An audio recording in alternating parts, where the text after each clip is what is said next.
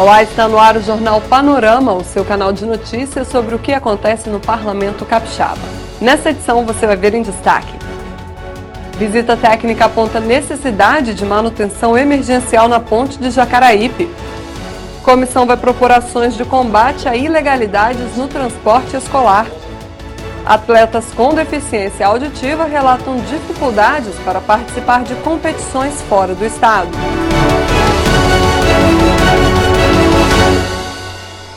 Na primeira sessão ordinária da semana, não houve votação de projetos, mas os deputados decidiram sobre matéria que estava em pauta. E ainda teve espaço para homenagens. Quem tem os detalhes é a repórter Nicole Espósito. O plenário decidiu, nesta segunda-feira, retirar de pauta projeto do Tribunal de Contas do Estado, que institui o Programa de Modernização do Controle Externo e adota o modelo de gestão por resultados, com bonificação para servidores. A matéria tramitava em regime de urgência, mas o presidente da Casa, deputado Eric Musso, sugeriu retirá-la de pauta enquanto o Supremo Tribunal Federal julga uma ação que trata sobre a concessão de bonificações para servidores por produtividade. Inicialmente, a matéria fica sobrestada de pauta por até 180 dias. E ainda nesta segunda-feira, aqui no plenário, a Assembleia homenageou policiais e bombeiros militares, além de 3 cães que participaram dos resgates às vítimas do rompimento da barragem da Vale em Brumadinho, em Minas Gerais. Eles também participaram de um salvamento na Cachoeira de Matilde, no município de Alfredo Chaves. A homenagem foi proposta pela deputada Janete de Sá. Esses animais valorosos, bem treinados, grandiosos, que prestam um serviço inigualável para a sociedade pelo faro apurado que tem muito, mas muito além de nossa capacidade de identificar droga, de identificar onde está um cadáver, de identificar onde que está um indivíduo ainda com vida, mas pelo faro, pela sagacidade, pelo treinamento, especialmente do cuidador, esses animais podem prestar esse relevante serviço à sociedade. Comissão de Infraestrutura realiza visita técnica em pontes do município da Serra. Na de Jacaraípe, a situação encontrada pelos deputados e engenheiros preocupa. A ponte Floriano Borges, que liga Nova Almeida ao município de Fundão, e a ponte de Jacaraípe precisam de manutenção. A constatação é resultado de visita técnica da Comissão de Infraestrutura, junto com representantes do CREA e da ABENC, a Associação Brasileira de Engenheiros Civis. O relatório da vistoria será encaminhado ao governo do estado. Problema de perda de seção de concreto, armadura exposta em adiantado estado de corrosão, suporte da tubulação de água da Cesan já também estado adiantadíssimo de corrosão, a própria tubulação. Então são assim problemas que têm que ser tratados com uma certa urgência para evitar problemas maiores. Essa ponte aqui de Nova Almeida, ela está a manutenção dela é relativamente simples. A de Jacaraípe carece de uma manutenção maior. Então é importante mostrar para os órgãos públicos essa importância da manutenção. E vamos levar isso para o governador. Uma agenda importante para o município da Serra e foram demandas que nós recebemos no nosso gabinete, inclusive através da própria imprensa também, que vinculou num jornal de grande circulação uma matéria sobre o estado da ponte de Jacaraípe. E hoje a gente vem fazer essa vistoria técnica na ponte de Jacaraípe de Nova Almeida, vendo a real situação dessas duas pontes e podemos comprovar que realmente as duas pontes precisam de manutenção e a gente, através desse laudo técnico do CREA, a gente vai provocar os órgãos responsáveis para a manutenção desses equipamentos que são importantes para a cidade da Serra. A comissão também vai trabalhar para construir uma política permanente para garantir a manutenção de construções públicas. Uma das propostas é elaborar uma lei sobre o tema. A gente vê aí que os equipamentos são entregues para a população, mas porém nós não temos uma política pública de manutenção desses equipamentos. E agora a gente pode criar uma legislação onde a gente vai obrigar os órgãos públicos a incluir a manutenção desses equipamentos durante os anos que eles serão utilizados pela nossa população. Vamos propor uma agenda ao governador, Renato Casagrande, que é sensível a essa questão, para que junto com o CREA, a ABENC, a Comissão de Infraestrutura e esses atores todos que fazem parte da estrutura do governo do estado, nós possamos sentar e ter uma agenda positiva na construção de uma legislação que garanta a manutenção preventiva dessas obras do estado. A Assembleia vai propor ações para combater ilegalidades no transporte escolar.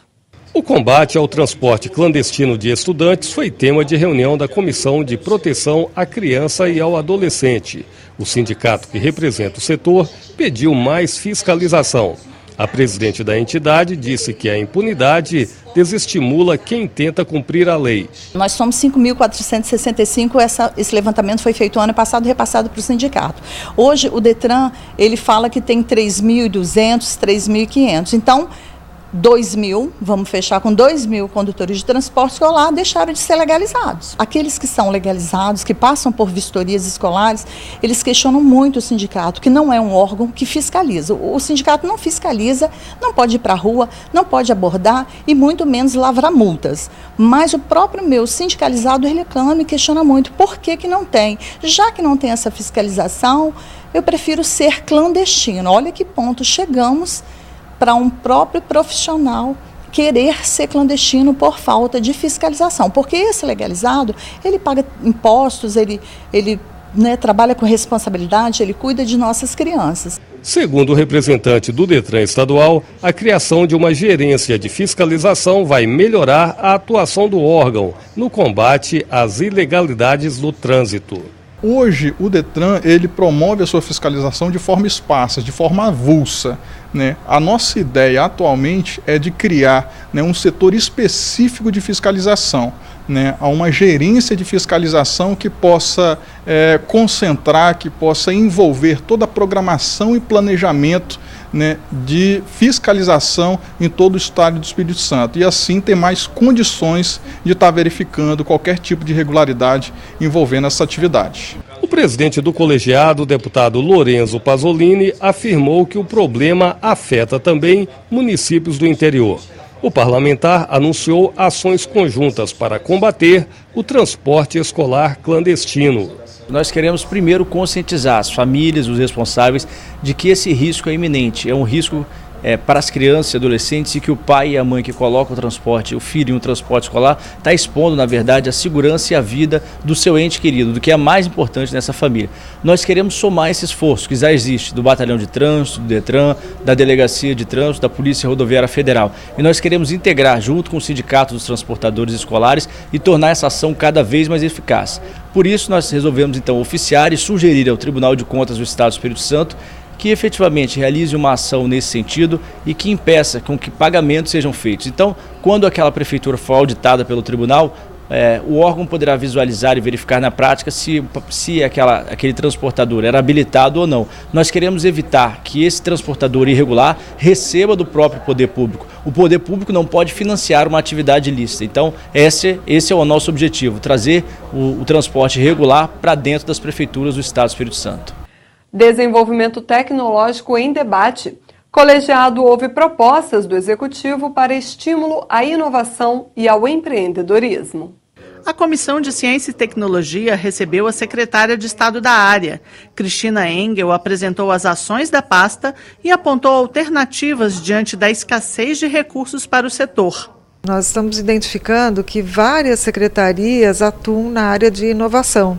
Então, dentro dessas várias atuações, se a gente junta um pouquinho de cada um, nós podemos fazer ações maiores. Mas também a iniciativa privada, ela também está no nosso foco, logicamente dentro de toda o que prega a legislação, que também é um aprendizado que nós temos que fazer, de como o que se pode e o que não se pode fazer, mas dentro da política e dentro da legalidade estamos sim procurando tanto o público quanto o privado. O presidente do colegiado, deputado Alexandre Chambinho, destacou a parceria do Legislativo com a pasta de Ciência e Tecnologia. O parlamentar ainda reivindicou melhorias na comunicação para a população do interior do estado. As pessoas no interior hoje não têm uma internet, não têm um telefone móvel que funcione, e hoje as pessoas do nosso interior, muitas delas estão sem informação e não têm acesso à informação para poder até mesmo viver com uma qualidade de vida boa. Deputados recebem representante de atletas com deficiência auditiva. Ele relatou obstáculos para a participação dos desportistas em competições fora do estado. A dificuldade de patrocínio para atletas capixabas com deficiência foi tema da reunião do Colegiado de Turismo e Desporto. O presidente da Federação Desportiva dos Surdos do Espírito Santo, Evandro Teles, lembra que para participar de competições em outros estados ou países, os atletas têm gastos com passagens, hospedagem, documentação. Mas conseguir patrocínio tem sido um grande desafio. Tivemos convocações de atletas, 3 atletas, seleção brasileira, para competição mundial, futsal, para um país do Suíça. Já está marcado dia 15 de novembro e estamos correndo atrás de apoios, empresas privadas, para ajudar esses atletas a competirem. E aí eu gostaria que a empresa tivesse reconhecimento a nossos atletas e também a nossa entidade da federação. Ele já tinha passado para a gente a dificuldade que ele vem encontrando em conquistar apoio tanto da iniciativa privada quanto do poder público. Mas felizmente nós tivemos a presença hoje aqui do subsecretário de Esporte e Lazer do Estado, Renato, que nos garantiu realmente que vai analisar com carinho o pedido do Evandro. Então cabe nós, deputados, cobrar o governo do Estado realmente que apoie essa causa, que é uma causa nobre, e nós, deputados, também podemos ajudar destinando emenda e procurando também parceiros na iniciativa privada para que possam apoiar, volto a repetir, essa atitude nobre do Evandro. Além do debate sobre o apoio a atletas surdos, a reunião contou com a apresentação do Grupo de Trabalho Paisagem Capixaba. Há 7 anos, o Grupo de Trabalho Paisagem Capixaba vem insistindo, junto a governos municipais e estaduais, inserir a questão da paisagem nos planos e projetos dos governos.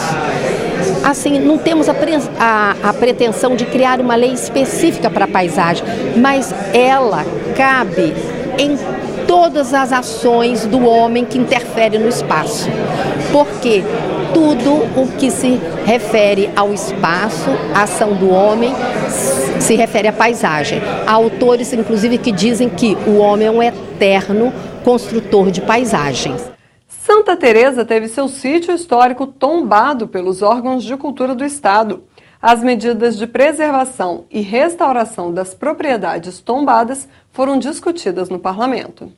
O tombamento do sítio histórico de Santa Teresa foi destaque em reunião no Legislativo. A Secretaria de Estado e o Conselho Estadual de Cultura delimitaram o perímetro e passaram a regulamentar as intervenções. A partir de agora, os órgãos precisam autorizar qualquer obra de reforma, restauração ou preservação. Segundo o secretário estadual de Cultura, os proprietários das unidades consideradas históricas terão acesso a um financiamento do governo federal para obras de preservação e revitalização. Precisa aguardar o lançamento dos editais de 2019 e se inscrever no edital, preencher todos os requisitos de documentação que exige, que tem tudo pelo site da Secretaria, secult.es.gov.br, e apresentar o projeto da reforma. E esse projeto é avaliado por essa comissão. Os selecionados, dentro da quantidade de prêmios daquela edição, recebem esse aporte e realizam a reforma e adequação e preservação e depois apresentam a prestação de conta. O presidente da Comissão de Cultura ressaltou a importância de retomar as discussões sobre o patrimônio histórico e cultural capixaba. Boa parte da nossa história encontra-se praticamente abandonada à própria sorte ou protegida de forma corajosa e dedicada por um grupo de cidadãos voluntários do bem que abraçam a causa. Nosso papel é exercer de certa forma, uma fiscalização, entender e compreender a real situação e providências em favor dos nossos sítios históricos, testemunhas da nossa história em todos os rincões do Espírito Santo. O que nós queremos nesse momento aqui é assumir uma posição de interceder em favor da nossa cultura. Ambos se completam o tempo todo.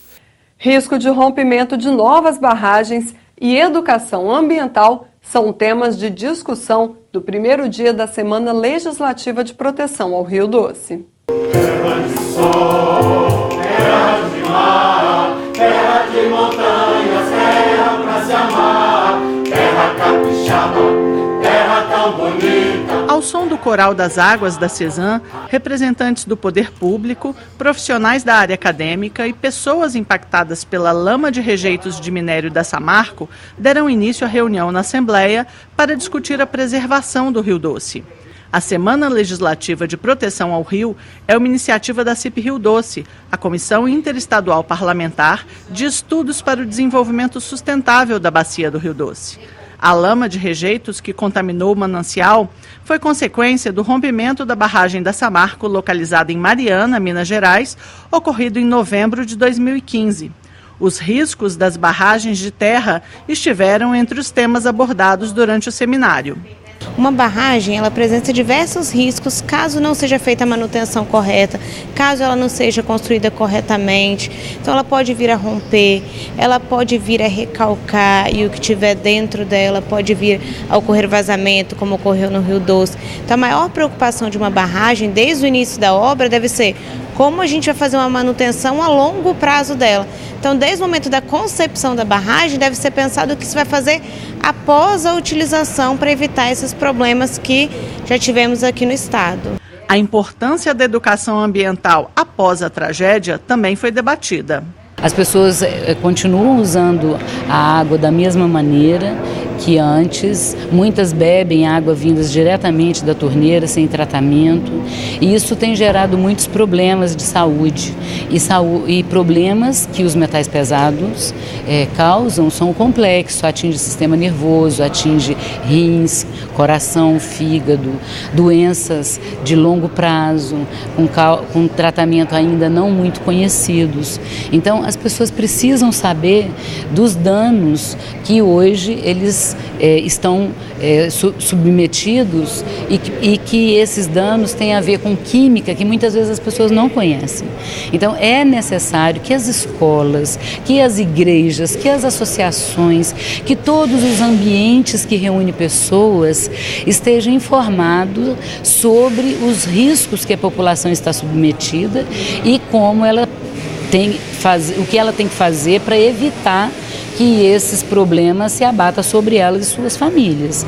Esta edição do Jornal Panorama fica por aqui, mas a programação da TV Assembleia continua.